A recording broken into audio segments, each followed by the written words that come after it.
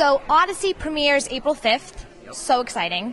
I love the whole idea that you three are going to be strangers, that just because you already seem like you have such a great dynamic. So how is it that when you're... Oh, I just saw you guys hugging. And This is actually only the second time we've ever met. Ever? Ever. Well, wow, that's pretty incredible. How do you feel, though, knowing each other, I mean, actually being actors, how do you find the way to act like you don't know each other? Like, because there's just certain things you do when you already know somebody that if you don't know them, there's certain eye movements and just certain ways We don't really know each other. And, it actually is like life imitating art, because sometimes I'll text Anna or I'll get a picture of her and where she is, and I'll feel like this is Odell Ballard because I have such a disconnect from her. Yeah.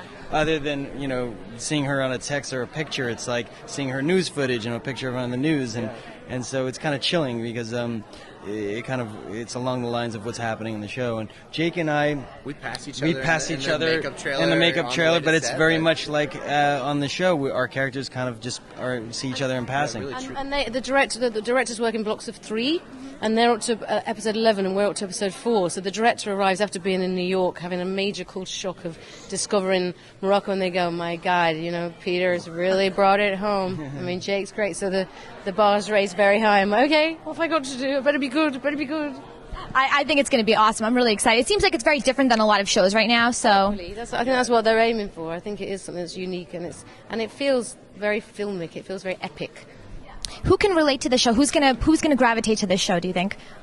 I think it has a little bit of everything for anyone. I mean, there's the amazing thing about having these almost three separate casts is there's pieces to it that I think anybody that watches it can be like, oh, this is similar to something that's going on in my life, and it asks the question of how do we take back power in our individual lives, which I think something that everyone struggles with on a day-to-day basis of what their identity is and what do we put our identity in, and how do we find this power in ourselves.